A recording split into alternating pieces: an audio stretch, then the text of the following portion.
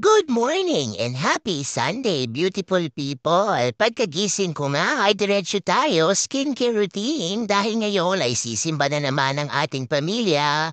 Siyempre hindi mawawala dyan ang ating moisturizer at serum. At nasa baba na nga ang aking daddy at si Bunso, ready na silang mag-almusal.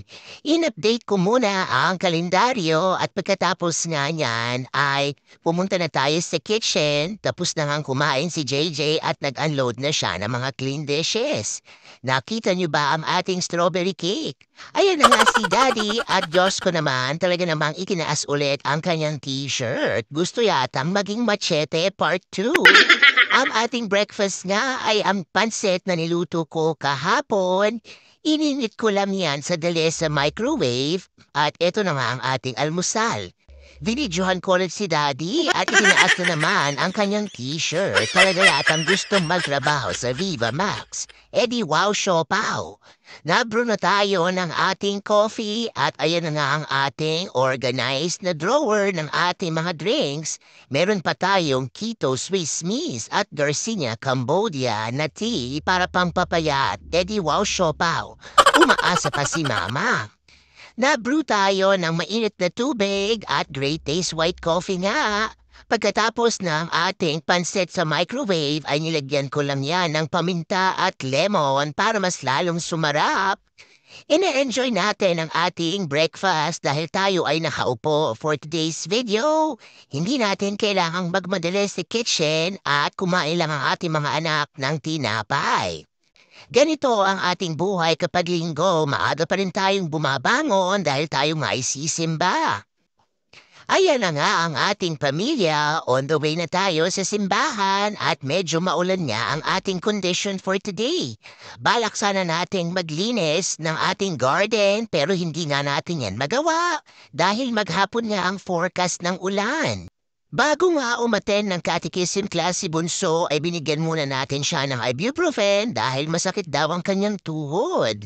Pagkababa nga ni JJ ay napunta muna kami sa store ni Daddy at nakalimutan ko namang mag-video. Pinapangiti ko nga si Sir at napakadamot at ayaw tayong bigyan ng pangmalakasang smile. Tapos na rin pala kaming pumunta sa store ni Daddy at nag-aantay na tayo sa ating mga anak na matapos ang kanilang catechism class. Marami na ding mga magulang ang nag-aantay sa kanilang sasakyan. 11:00 na nga nang tayo ay makarating sa bahay at si Daddy ang tumindig sa kusina para magluto ng ating pananghalian. Gumawa nga siya ng pesto at tinakluban na naman niya ang kanyang mukha. Di wow, siopaw talaga. Kung nakita nyo nga ang ating mga nabiling bulaklak ay hindi pa natin maitanim yan dahil sobrang maulan nga ngayong araw na ito. Ayan na nga ang ating napamiling mga mangga at ayan ang ating fruit bowl. Nakalagay lang yan sa ating island para naman nakita ng ating mga anak at sila nga ay makakuha ng serving ng prutas araw-araw. Dahil gumawa si Daddy ng pesto, nag-air fry naman ako ng 2 pirasong salmon at ito na nga ang ating protina for today. Si JJ nga ay kakain ng natira nating ribeye steak at si ate naman ay butter lang ang gusto sa kanyang pesto. Gamit nga ang air fryer, nilagyan lang natin ng seasoning ang ating salmon at niluto natin yan for 20 minutes. Pinagpahinga tayo ni Daddy ng bonggang-bongga kaya naman thank you so much, tatay. Nakabili din tayo ng yogurt ni JJ. Paborito niya nga yung snacks at yan din ay maganda ang source ng dairy. Mas pasarapin pa natin ang ating pananghalian. Nag-bake din tayo ng garlic bread at sinipag na si Mama ang gumawa ng mango jelly gamit ang Mr. Hot Gulaman. Naubos na nga ang ating panghimagas na coffee jelly at dahil meron tayong nabiling mangga, ay naisipan ko nga gumawa ng ating dessert. Nagpakulo rin si Daddy ng tubig para sa ating fettuccine pasta at ayan na nga ang ating chef. Inaantay ko lang kumulo ang ating gulaman at hinanda ko na nga ang container na ating paglalagyan. Siyempre pa mekos-mekos natin yan at tingnan din natin ang ating tubig para sa ating pasta. Talaga namang multitasking is life pa rin. Hindi tayo masyadong kumilos dahil si Daddy nga ang nag-offer magluto ng ating lunch. Dahil kumulo na nga ang tubig ay nilagay ko na nga ang fettuccine pasta. At ayan na nga si Mama, patuloy pa rin ang paglakad sa kusina. Ready na ihulma ang ating mango jelly at talaga namang napakabango nito. Paborito ko rin ang mangga at dahil papalapit na nga ang summer dito sa aming lugar ay marami na nga tayong pwedeng bilihin na honey mango. Wala pa rin tatalo sa mangga ng Pilipinas pero pwede na nating pagtsagaan yan for now. Sinimulan ko na ding i-bake ang ating garlic bread at nahiwa ko na nga into pieces ang ating honey mango. Luto na din ang ating salmon at ready na tayo mag-mix ng whipped cream at condense sa ating mango jelly salad. Sa mga oras na yan ay hindi pa nga nakaset ang ating gulaman at papatagalin pa natin yan ng ilang minuto. Kumulo na din at luto na ang ating fettuccine pasta kaya naman ready na ang ating chef daddy mag-prepare ng pesto sauce. Kapag ganito nga ang aming pagkain ay si daddy ang nagluluto niyan dahil napakasarap talaga ng kanyang timpla ng pesto pasta. At ito na nga, ininit ko na sa microwave ang natirang ribeye ni JJ, pati na din ang ating broccoli para naman tayo ay more serving ng gulay para sa ating paranghalian.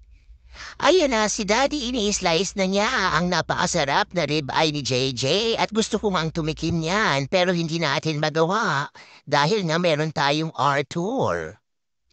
Nag-prepare na din si JJ ng ating mga tubig. Ang mga anak na namin ay tumutulong mag-prepare ng ating pananghalian dahil kung hindi, ay hindi rin sila pwedeng kumain. Ready to attack na nga si Mama. Mas pasarapin pa natin ang ating pesto at lagyan natin yan ng parmesan cheese. At ready na din ang ating garlic bread. Siyempre naman tayo ay nagdasal muna at nagpasalamat sa ating biyaya. Masaya na naman ang puso ni Mama dahil sama-sama kaming kumain ng aking pamilya. Ini-enjoy ko talaga ang mga pagkakataon na sabay-sabay kaming kumakain dahil hindi nga yan nangyayari kapag may pasok tayo sa work at may school ang mga bagets. At syempre pa, hindi mawawala ang ating panghimagas. Ito na nga ang pangmalakasan nating strawberry cake. At gusto nga ni JJ humarap sa video at tingnan niyo naman, ginagaya pa tayong magmukbang.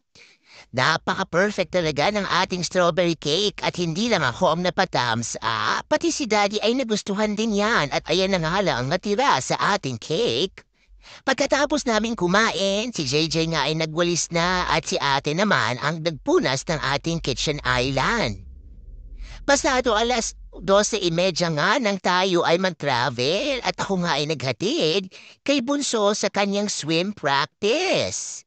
Habang kami ay nagmamami and son bonding, si Daddy naman ay nagsispend time kay ate at tinutulungan niya nga ang kanyang dalaga sa kanyang art project. Eto na nga ang ating swimmer, patuloy pa rin ang pagpe-prepare para sa mga susunod niyang competition ngayong summer. Pagka-uwi nga namin ay si JJ ang nag-offer na maghiwa ng ating gulaman at iminekos-mekos na nga niya yan kasama ng condensed at heavy cream at ready na yan ilagay sa fridge. Pero bago ang lahat, syempre patinikman muna yan ng inyong matakaw na mama at talaga namang napakasarap. Sakto rin ang tamis nito kaya naman nagugustuhan talaga yan ni Daddy. At bago tayo matulog ay nag-prepare na rin tayo ng ating umagahan for tomorrow. Nagluto nga ako ng corned beef at nilagyan lang natin yan ng patatas. Ito nga ang ating ginagawa para kapag Monday ay hindi na natin kailangang magmadali tumindig sa kitchen. Bago matulog si Mama, niligpit muna niya ang kitchen dahil talagang allergic tayo sa maduming sink at makalat na bahay. For the kuskus muna tayo na mga ginamitan natin sa pagluluto. Yan lang muna for today's video. Remember, family time is the best time and every gising is always a blessing. God bless everyone. Bye-bye!